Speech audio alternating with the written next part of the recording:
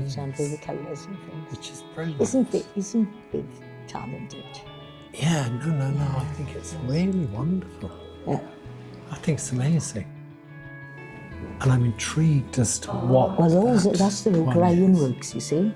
Ah, The remains of the okay. Ironworks are down the road when we go home and take it past them. Ah. Yeah.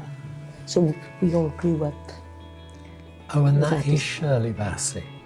Well, she wore that dress, didn't she, to Glastonbury with the Welsh Dragon Oh, on. right. Julie MacDonald designed it for her. My name is Jonathan Blake, and I was played by Dominic West in the film Pride. And it's interesting because Stephen Beresford, who wrote the screenplay, which I think is a wonderful screenplay, and I remember Stephen coming and saying to me, Jonathan, I need to come and see you. So we arranged a meeting, and he said, I did speak with you before, and I went, yes, I remember. Anyway, he arrives at my front door, rings the doorbell. I go to the door. There is this tall man standing there. I say, yes, can I help you? You see, you don't remember me. Anyway, he said, something in your story just inspired me. I have written a character. He is based on you. He is called Jonathan. You cannot read the script. You have no say in the matter, and you will be paid £1 for the use of your name. Yes, which we didn't get paid. Oh, We didn't get our pound each, did Martin, get and my I don't know, we pound. didn't I get our... finally did get That was my fine, pound, we didn't but- push but- it. Yeah. We didn't, but we But didn't. the fact that the story was going to be told, because I remember you saying that we all thought that the story was just going to die with us. Yeah. Which it would have done. It's coming up 40 years. It's 40 years. 1984 we first met. Yeah. During the first visit. Yeah, my first visit. Yeah. To here. My first visit to here, but not Yeah. my first visit to Swansea. Yeah. So I was saying, Yeah. I was in Swansea playing the Grand Theatre in Aladdin, playing the Slave of the Lamp, 1972-73, which was the first miners' strike, which is what got that Thatcher woman riled up. She couldn't stand Ted Heath, but the fact that sort of the miners got rid of Ted Heath, she wasn't having it. God, wouldn't it have And been planned wonderful? her revenge. God. What basically happened, I and my partner, Nigel Young, who'd always been very politically active, he'd been a member of Gay Left, which was back in the 70s, a 70s sort of socialist magazine. He was always very politically active, and when I met him,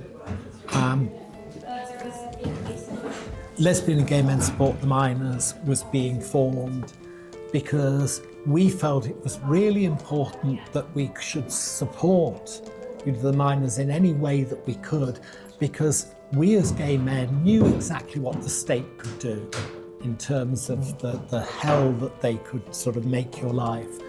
And one felt that the miners were kind of the aristocracy of the working class. They were a very powerful union. The stormtroopers of the working They class, really you know. were. If they knew they were in trouble with governments when the miners came out, or when, and one of the things we got asked all the time, constantly during the strike was, do you think it's right that you're picketing out hard-working miners who need to go to work?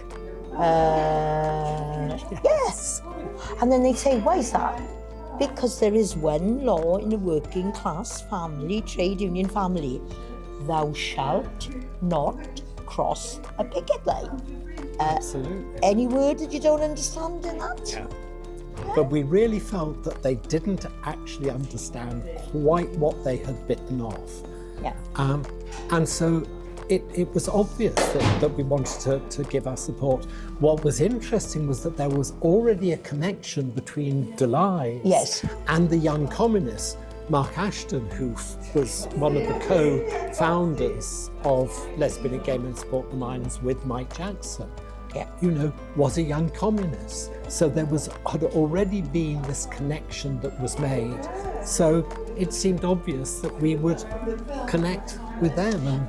And since the film has come out, and I say this, and I don't say this sarcastically, But I have lost count by how many people in how many communities are, oh, well, we had money from gay men and women as well. Did you? Yes, we did. We had food delivered to us from Cardiff and Merthyr. Yeah, that's wonderful. But did you invite people back into your homes? Yeah. Did you open your homes and your hearts to the new friends you made?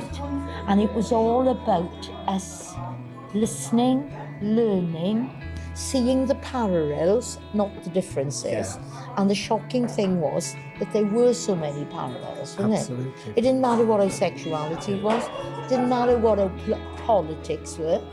We all had this wonderful thing in common, which was we all hated Margaret Thatcher. Yeah.